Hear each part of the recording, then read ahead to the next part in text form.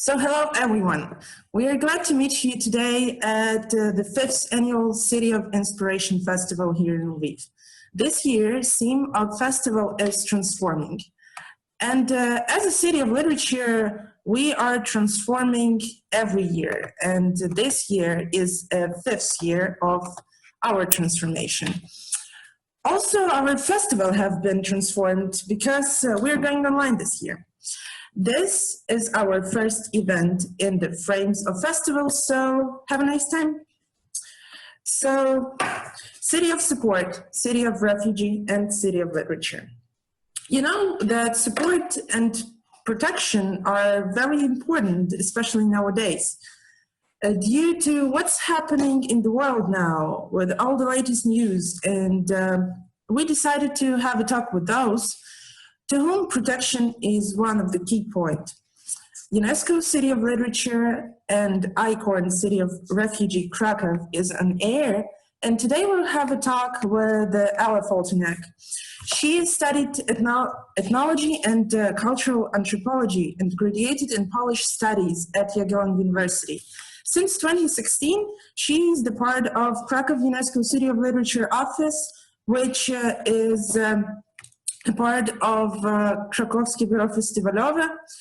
And she's actually a person who is responsible for international cooperation, including residencies and mobility programs, and UNESCO Creative Cities Network and ICORN program. She's also a curator of Miloš, an experimental stand of Miloš Poetry Festival, and participate in SILA, an international project supporting young literary professionals. So hello, Ella. Hi. Nice to see you. Nice to see you all. Nice to see you too. How have you been doing since what's happening and the quarantine and so on? Well, it's always a hard question. How are you doing now? Because everyone is struggling. But I'm fine. Thank you. We are trying to do our work as we can, in the best way. So we are trying to, despite the pandemic, go on. So yeah, thank you. Oh wow, it seems like it have been a hard time for all of us. And okay, let's then go to the questions that I wanted to ask you very strongly. You know that we are 5 years UNESCO City of Literature, and of course we had a lot of ideas. And one of them was to also become an ICORN City of Refugee. And so that we know how hard the procedure is, how hard it is to even think of doing such a great work, and what stands beside it. And please tell us more about your ICORN City of Refugee Network and about Krakow's history in this network. Well, first of all, thank you for touching upon this topic, because I feel that ICORN is a very important network, and it protects very important values like freedom of speech or democracy, which is important anytime, not only now, but anytime we should stand for democracy. And I'm really glad that Lviv is thinking about joining the ICORN network. And I would just like to start with a briefing about the network itself, because I'm not sure if our audience is familiar with the main idea of ICORN. International Cities of Refuge Network, which was established 15 years ago in 2005 in Norway, has a big idea and big goal, which is very simple in theory, maybe more challenging in practice. But big idea is to provide a shelter and safe haven to persecuted writers, to human rights defenders and freedom of speech defenders who cannot freely create and work in their own countries because of persecution, because of social exclusions, because they have touched upon taboo topics or topics which are not allowed to speak about out loud. So the big idea is to help this kind of artists. It's very important that ICORN helps artists. It's a network to provide a shelter to people who are persecuted because of the artistic work, because their work wasn't very well recognized because of the topic they included into it. But this is the big idea, and what stands behind this big idea? Well, I would say that there are hundreds of people, hundreds of stories, and people who have just found themselves in a very difficult circumstances, and they need our help. And ICORN is a network of over 70 cities now, and each of the city is responsible for providing a scholarship, a residency. So ICORN is a kind of residency, but an exceptional one. It's not like the random regular residency when the author comes and our task is not to disturb. No, it's not like that. ICORN is a residency when the city has to play an active role in the whole process, because it's important to remember that people we host are in really need, and our goal is to help those people. So as for Krakow, we joined the network in 2011, 9 years ago. And the moment of our access was intentional. It wasn't a random choice, because 9 years ago we celebrated 100th anniversary of Czesław Miłosz's birth. So it was a very important, a very meaningful year here in Poland in terms of literature, in terms of human rights as well. It's good to remember that Miłosz's life was also at some point maybe not a refugee life, but he was forced to move from one place to another. So his life was a kind of ongoing being in the move. So on this occasion, we joined the network, and it was very significant and was very meaningful, also because we had Krakow had a special mission to be an ambassador in this part of Europe for ICORN. We were the first city in Central and Eastern Europe, because the majority of the cities are in Norway and Sweden and Scandinavian countries, of course, because the idea was born in Norway. And still Central Europe, Eastern Europe is not covered enough. So we received a special mission to be ambassador, to be a gate for another cities willing to join the network. And now we see that very slowly the network is growing, that we have now 4 cities in Poland, including Krakow, which is Wrocław, Katowice and Gdańsk. And we still hope that we'll be able to maintain this state of growth, and maybe another cities from our neighbor countries will decide to join, including Lviv, of course. So yeah, we still have very strong mission to encourage another cities to do that. And since 2011, we hosted 8 writers in residence from many different parts of the world, from Syria, from Belarus, from Turkey, from Congo, and so on. And it's very being an ICORN city. I can say how it looks like in Krakow. Being an ICORN city is a great opportunity to learn more about our city and ourselves, because hosting a writer in residence, is not only giving help and giving shelter, it's also learning something new about our personalities as coordinators and our identity, our city identity, because it's very important to remember that being an ICORN city is mutual benefit. It's not only us giving help to a writer, it's also a writer giving something new energy or some knowledge to us, an awareness about problems which we hasn't been aware of before. So yeah, this is very complex issue, and I could elaborate, for many hours about that. But Krakow is very proud to be an ICORN city, and very strongly willing to encourage other cities to join the network. Oh, wow, thank you. You've mentioned a lot of interesting things, and I have some, short questions just for maybe our viewers to be interested in. As I've heard, you've told about that ICORN City of Refugee hosts artists. Are those artists like only writers, or you can host any kind of artist, like painter and so on? It's a very good question because it has changed with the time. The initial idea was to provide a shelter with writers only, but quickly it was clear that also musicians or also visual artists, journalists and human rights defenders need help as well.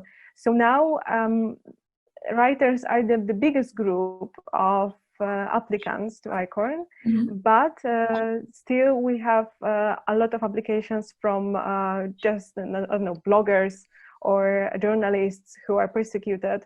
And not to think about the global perspective, our city in Poland, Wrocław, had a musician and poet as well, but he was mostly a musician.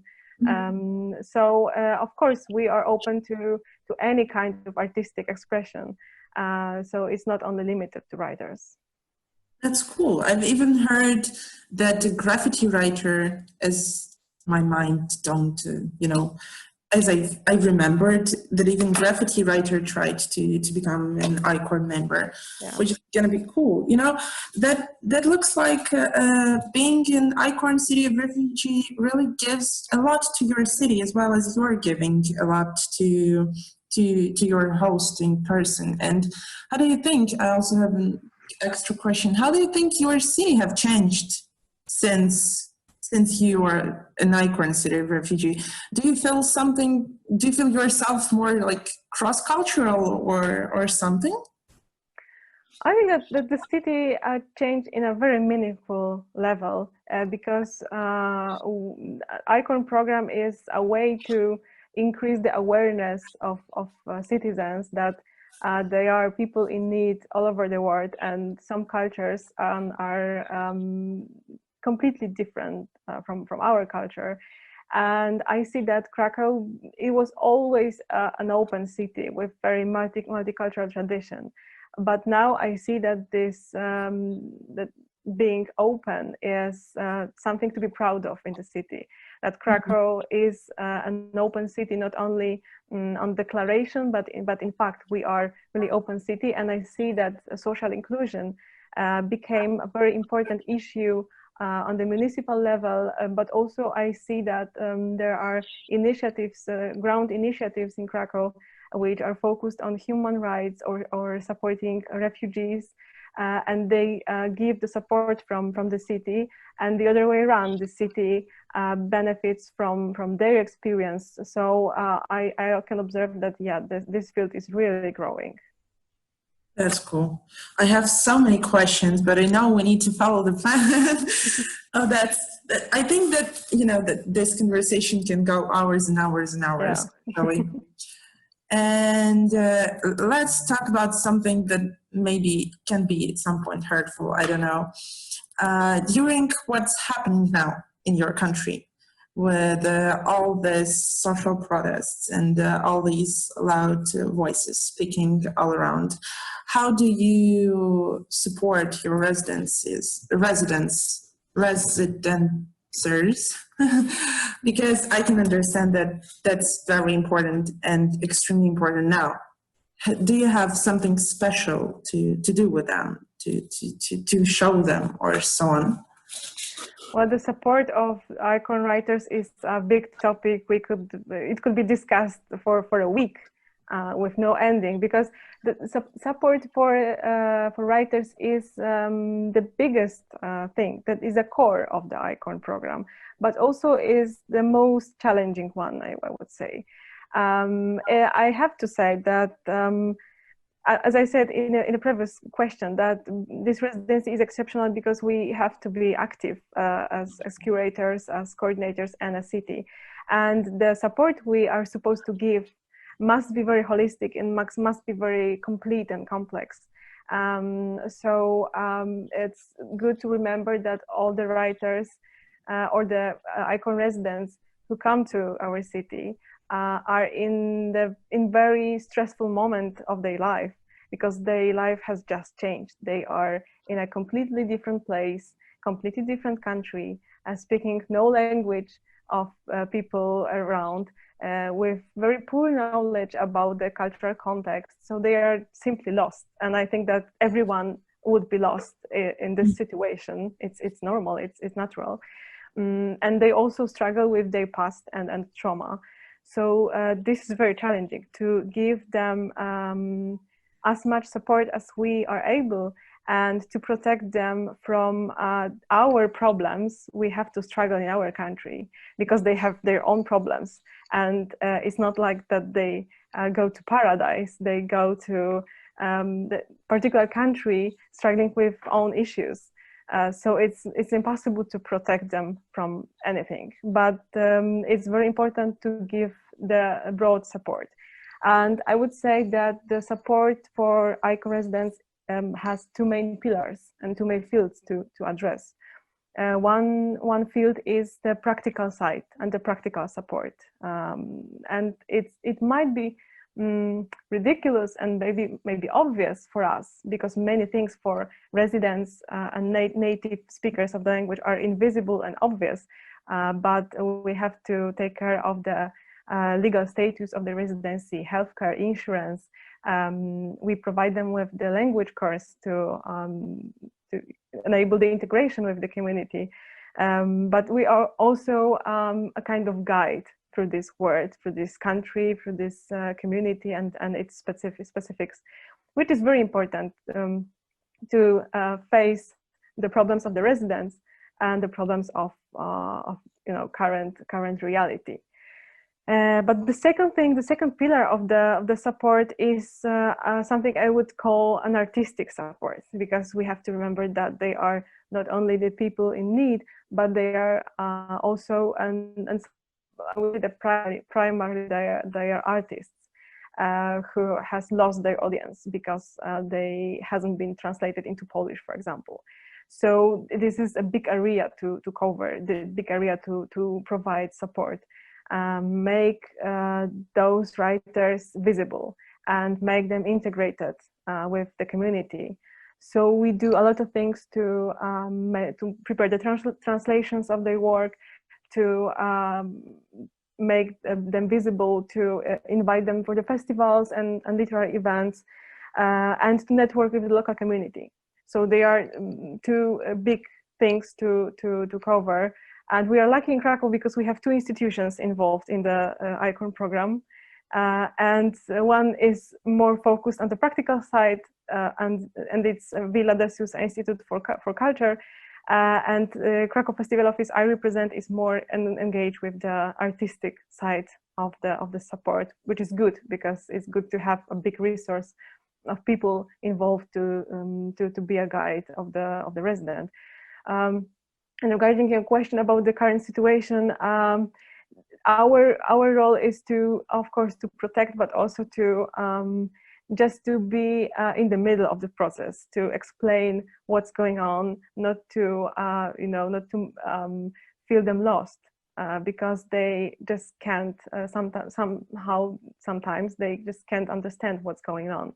We were lucky because our resident Hulut Sharaf has spent over 2 years in Krakow, so she was very familiar with the situation and she learned a lot about the Polish specifics. So we were lucky that we hadn't, when with the pandemic and all those things around, we didn't have to explain a lot. But it's very, very big responsibility to not to stress the resident, but to explain what's happening right now. Oh, thank you. I think like Khalud, as we know her, because she was the part of our 2018, I think, City of Literature special program on book forum, is really quite, in, I think, what's happening. And also I need to thank you for hosting this wonderful woman, because she's really the one who, I think, does a lot for culture. And when she came, for those who don't know, as I did just said, she was a part of our festival of 26 book forum in 2018. So if you want to, you can scroll down our Facebook page and see her performance as it was live streaming. Yeah, she's just a wonderful woman. And I think she as she told us, that being in Krakow after everything she have passed through is really important to her. So thank you for protecting her. You're really doing a great work. We did our best. That's true. You don't have any other residents by now, yes?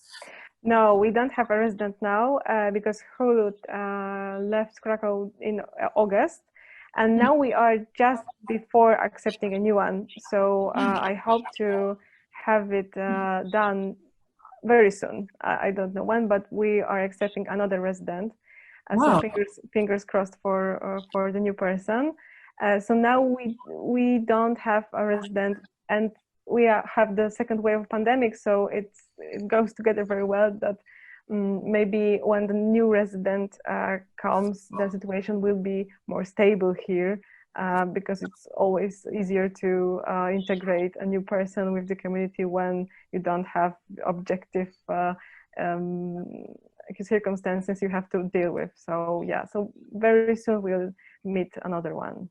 Oh, so you have like an open call now? No, it goes like maybe a couple of words about how it works.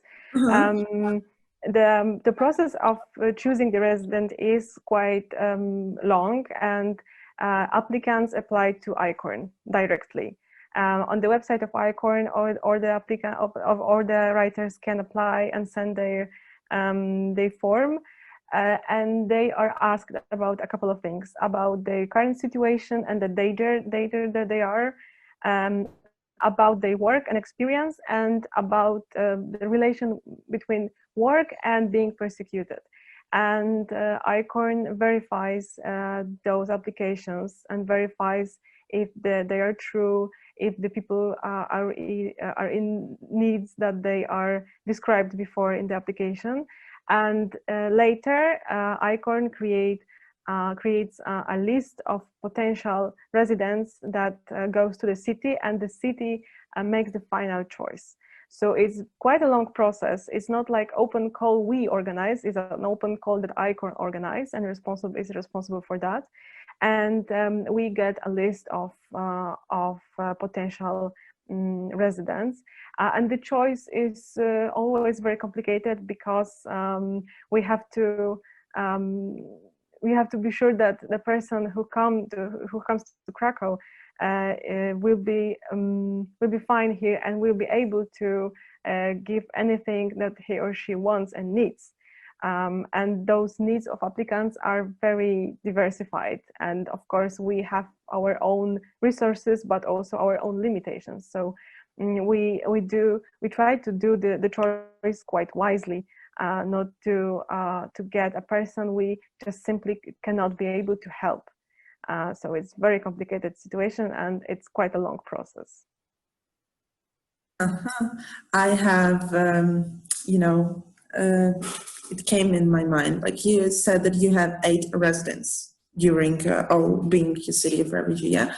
And if you can, of course, were there any interesting cases, like a little complicated in some ways, of hosting a resident? Of course, they are all a little complicated, and I can understand them, but maybe there was something just like super interesting about them. But you're asking about their stories or our perspective on that? I think like both, about their stories and about how do you cope with their stories?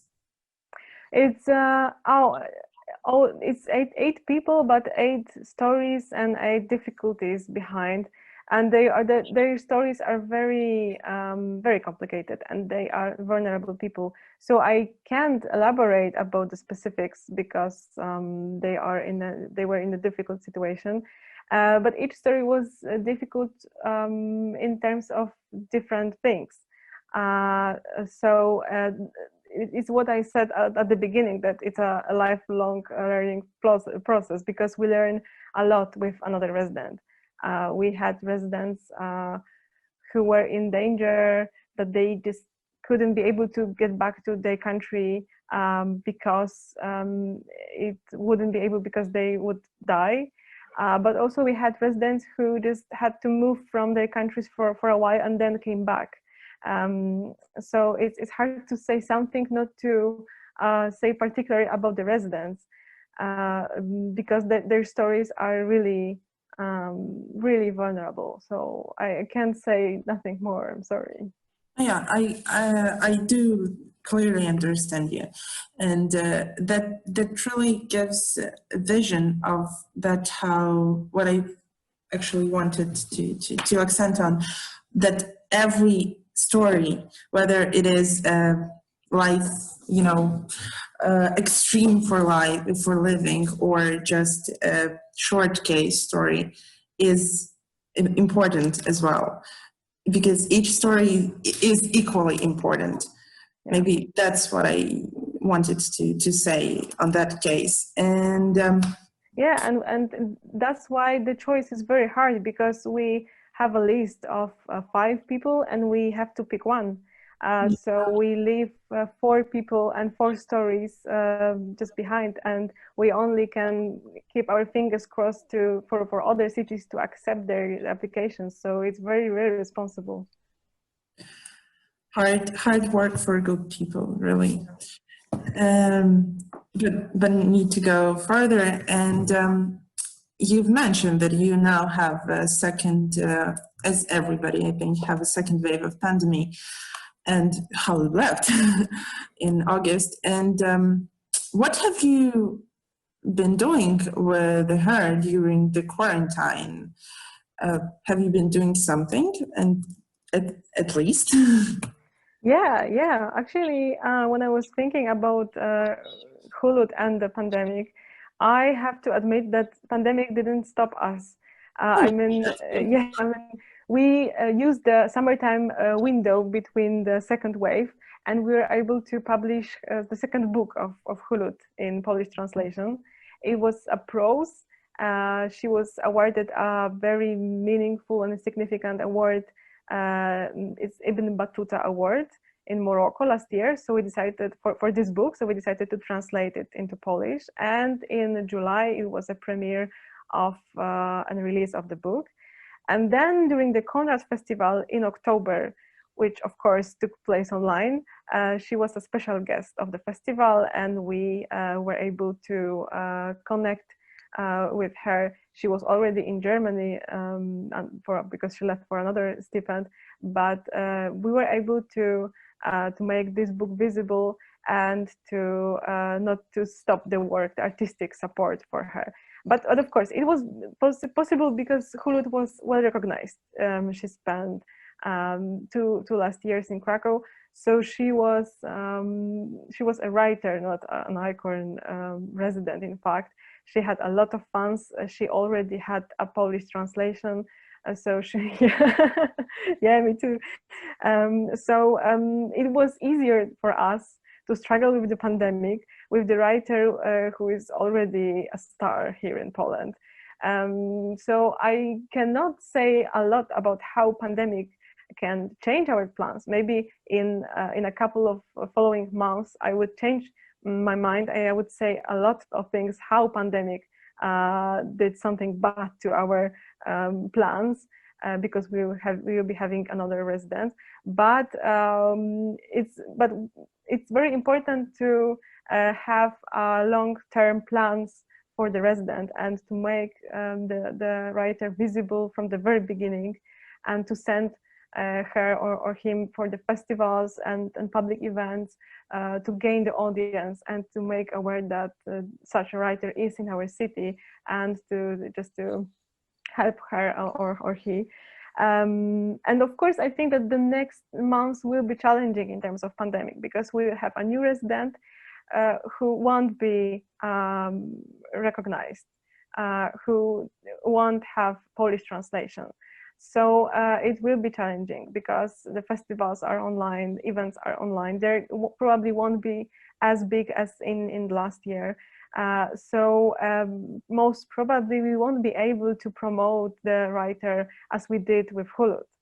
But I think that I strongly believe that the method of small steps is crucial, is key, because we saw on the Hulud case, but also on case of our previous residents, that making connections with the literary community is very important, and making relations with other writers in Krakow, with the publisher sector, with journalists and activists is very important, because thanks to those networks, we can increase the opportunities we can offer to this resident.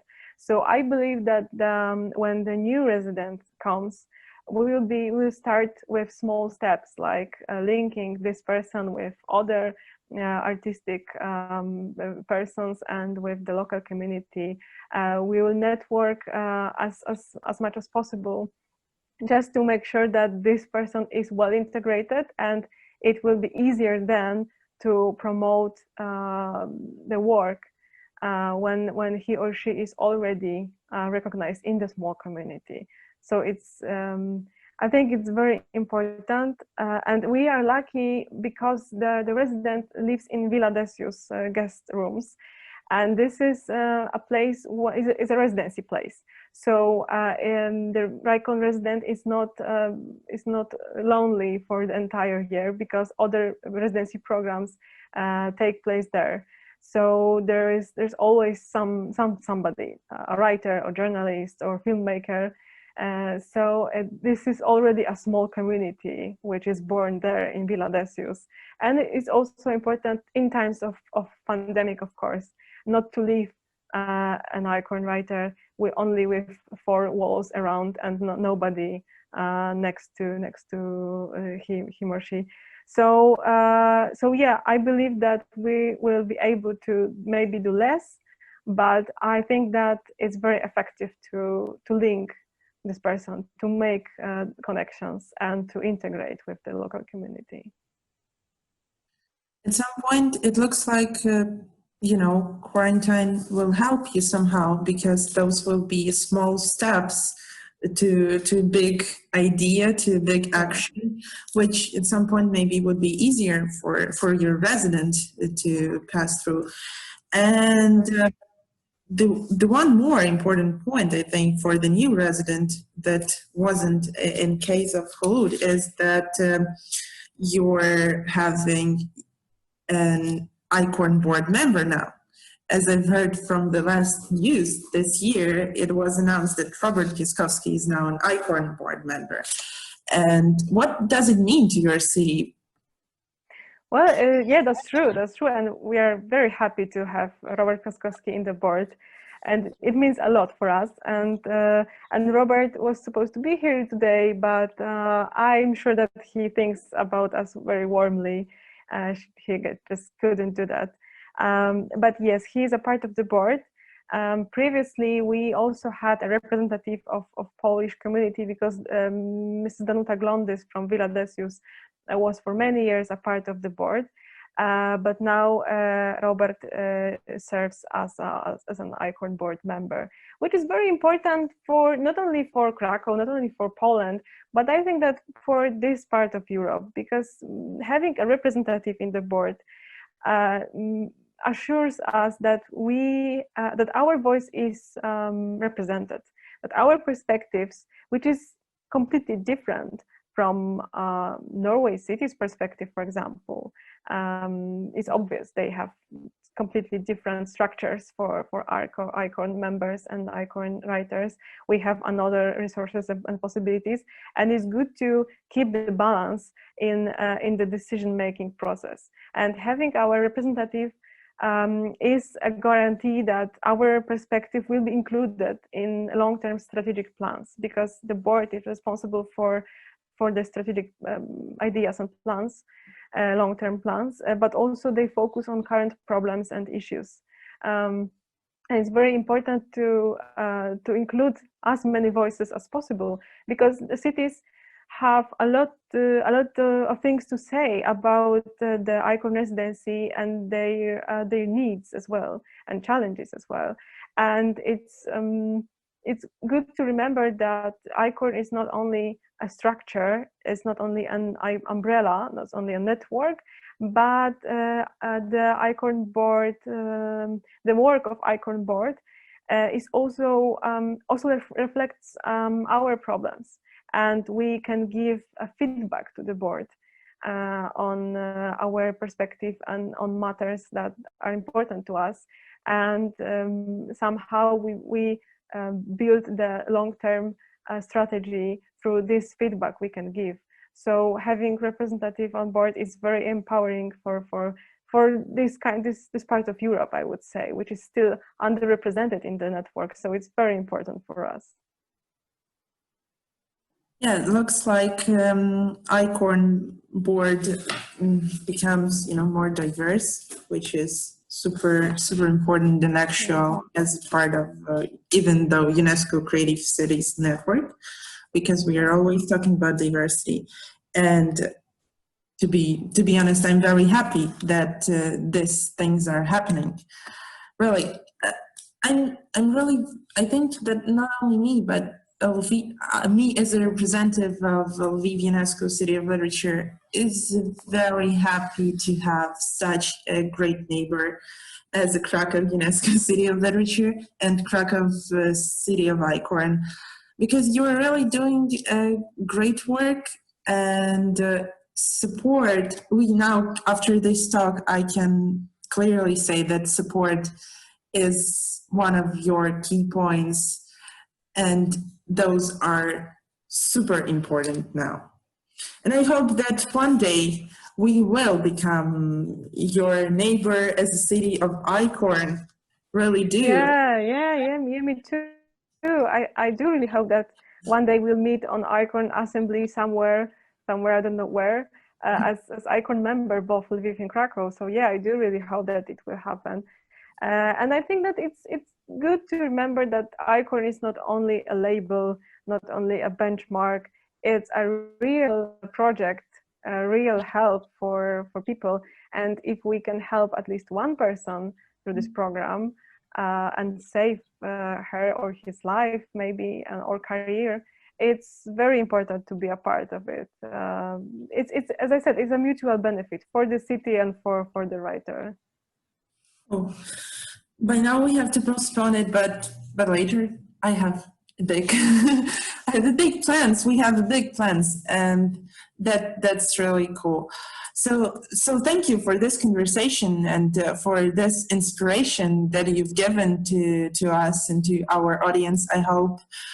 And yeah, thank you. That's all by now, but I only have a short announcement to those who are watching us that we'll see you in an hour for our next event with the Nottingham and Ljubljana cities of literature. We're going to talk about other side of support, despite of what we were just talking about, supporting each other as cities of literature. So stay tuned, don't miss anything, and follow us on social media. Thank you. Thank you so much. And the next talk will be really inspiring, I think, as I know Sandy and Damian. So I'm really looking forward to it. Thank you. Thank you. Thank you so much.